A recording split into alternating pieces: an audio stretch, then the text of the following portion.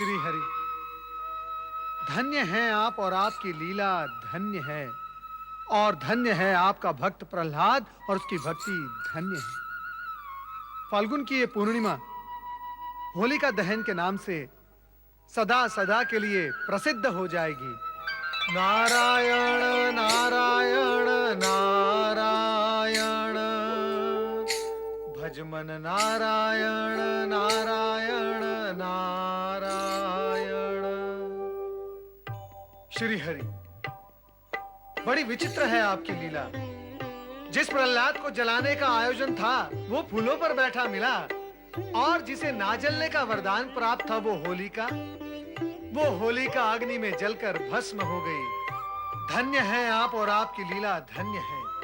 श्री हरि, आप ही की लीला के कारण भक्त प्रहलाद अग्नि से कुंदन की भांति निकल आए। नारद, लीला तो तुम्हारी भी कम विचित्र नहीं है। हमारे समक्ष हमारे भक्त प्रहलाद की भक्ति का गुणगान कर रहे हो, और वहां होलिका की स्मृति में फाल्गुन शुक्ल पूर्णिमा को होलिका दहन का त्योहार घोषित कराए। प्रभु, तो क्या आप मेरी इस घोषणा से सहमत नहीं हैं? असहमत होकर हम इस सत्य को कैसे नकार दें? कैसा सत्य प्रभु? यही कि फाल्गुन शुक्ल पूर्णिमा के दिन दुष्ट शक्तियों का नाश व भक्ति की विजय का दिन माना व मनाया जाएगा। युगों युगों तक ये परंपरा चलती रहेगी। शुभ संकेत दिया प्रभु आपने, किंतु आप अब मुझे ये बताएं, भविष्य में क्या होगा? क्या होलिका दहन के पश्चात उसका भाई हिरण्यकश्यप सब कुछ मौन रहकर सहन कर पाएगा? बहुत चतुर हो नारद, हम पर भी अपनी लीला चलाए बिना नहीं चूकते। भविष्य जानने के लिए अतीत का पल्लू पकड़ लेते हो। अत्यधिक चतुर हो तुम। अब प्रभु, आपका भक्त चतुर नहीं तो क्या बुद्धू होगा? नारायण नारायण। हाँ तो प्रभु, मैं आपसे ये पूछ रहा था कि हिरण्यकश्यप क्या मौन रहकर सब कुछ सहन कर लेगा? कदापि नहीं। वो अपनी दैत्य दुष्वृत्ति के वशीभूत होकर और अधिक अत्याचारी हो जाएगा, अर्थात चरम सीमा पर पहुंच जाएगा, उस सीमा रेखा पर जहां पहुंचकर सर्वनाश निश्चित है। तुम्हारा अनुमान सही है नारद। अब वो समय समीप आ गया है जब शिव आज्ञा के अनुसार ब्रह्मा जी के वरदान की रक्षा करते हुए हमें वो विशेष कार्य करना ही होगा जिसके लिए हमें निर्धारित किया गया है। ये विशेष और निर्धारित कार्य क्या है प्रभु? इस विषय में आपने कुछ स्पष्ट नहीं किया।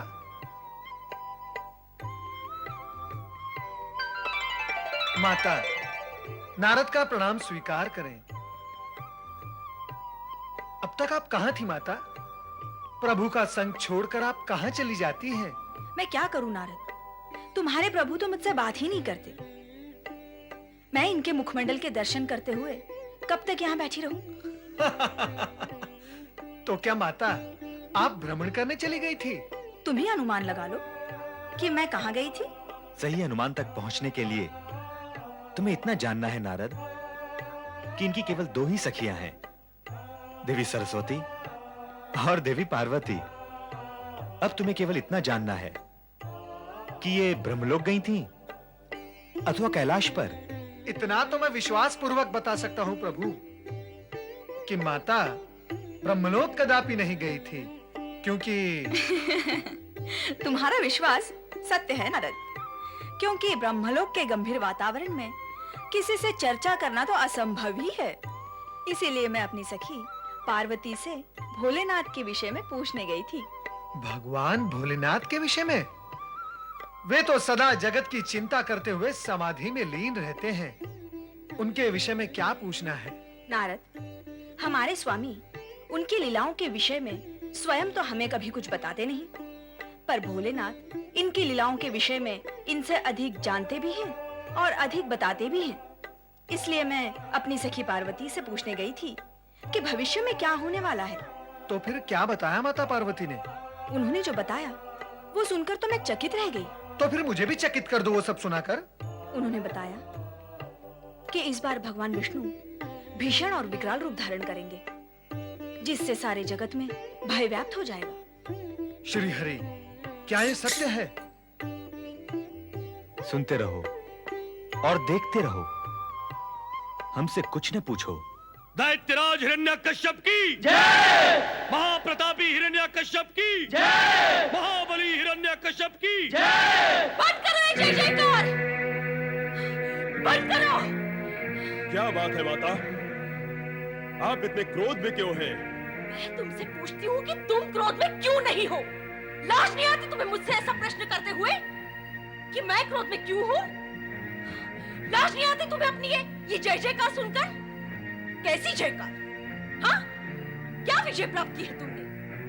अरे तुम तो पराजित हुए हो अपने विद्रोही पुत्र प्रहलाद से।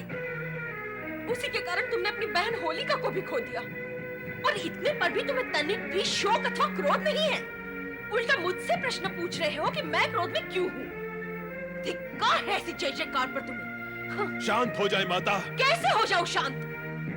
शांति क्या तुम्हारी दासी है जिसे मेरे सर पर बैठा दोगे तो मैं शांत हो जाऊंगी? तो फिर आपके मन को शांत करने के लिए मैं क्या साधन करूं माता? जब तक तुम उस दुष्ट प्रहलाद और उसके भगवान विष्णु को दंडित नहीं करोगे, तब तक मेरे इस जलते हृदय की ज्वाला शांत नहीं होगी, कदापि नहीं होगी। होलिका के दहन ने मेरे मन में प्रतिशोध की ज्वाला भड़का दी है दैत्यराज। मैं प्रहलाद से ना सही, किंतु उसके आराध्य विष्णु से प्रतिशोध अवश्य लूंगा। है कहां वो दुष्ट अधम बालक प्रहलाद? हम उसे अभी इसी समय दंडित करेंगे। सैनिकों, गुप्तचरों, जाओ और जहां कहीं भी हो प्रहलाद को ढूंढकर हमारे सामने लेकर आओ। जाओ। ओम हरि ओम हरि हरि हरि ओम हरि ओम हरि ओम हरि ओम हरि हरि हरि ओम। पुत्र प्रहलाद, माता, कितना शांत और दिव्य वातावरण है इस आश्रम का। पर माता, बताओ कि तुम मुझे यहाँ लेकर क्यों आई हो? बताओ ना माता, तुम मुझे यहाँ लेकर क्यों आई हो? अब क्या बताऊं पुत्र, यहाँ आने और लाने का सत्य अत्यंत कटु है।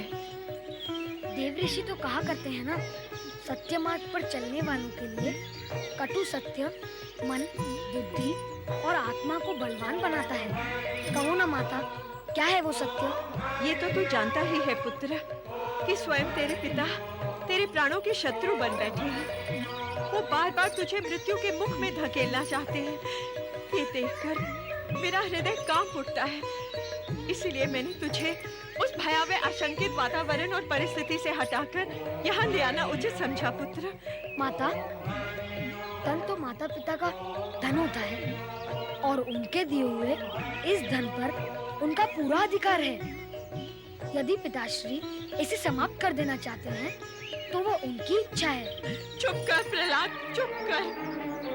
पिता की इच्छा होगी तो वे पुत्र को समाप्त कर देंगे, और माँ की इच्छा का क्या होगा?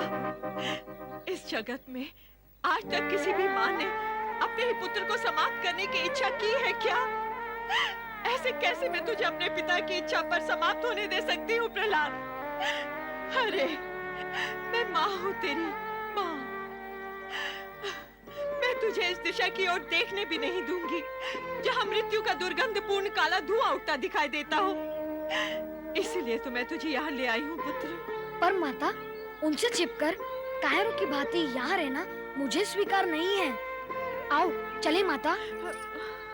होगा तो वही जो भगवान विष्णु की इच्छा होगी, और नारायण की इच्छा तो उनके भक्तों के लिए सदा शुभ ही होती है। चलो माता। नारायण नारायण।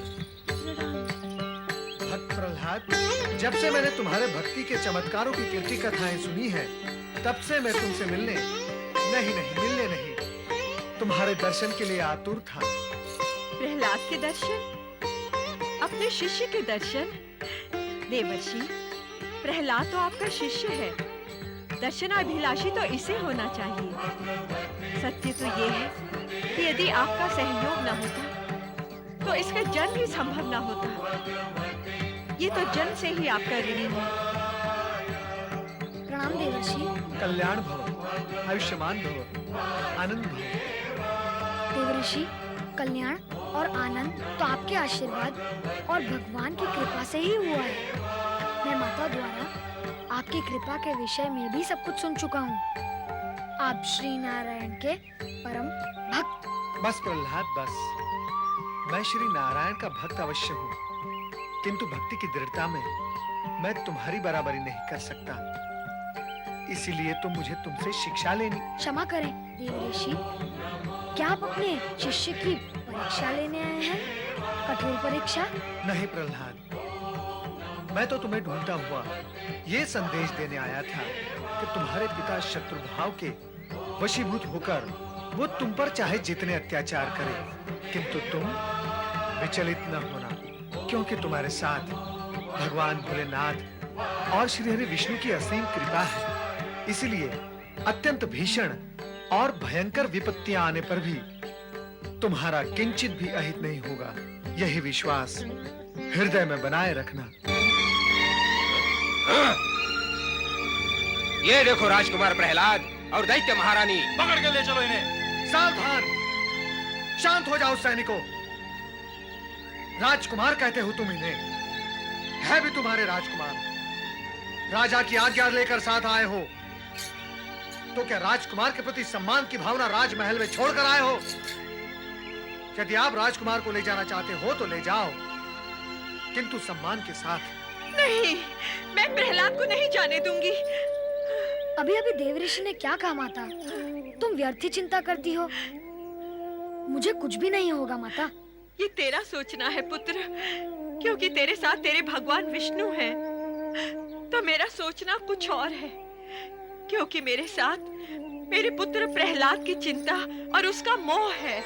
माता, जब तुम मानती हो कि मेरे साथ भगवान विष्णु हैं और यह भी कहती हो कि तुम और तुम्हारी ममता मेरे साथ हैं, जब मेरे साथ भगवान विष्णु और तुम दोनों हो, तो क्या तुम्हारे साथ भी भगवान नहीं हुए?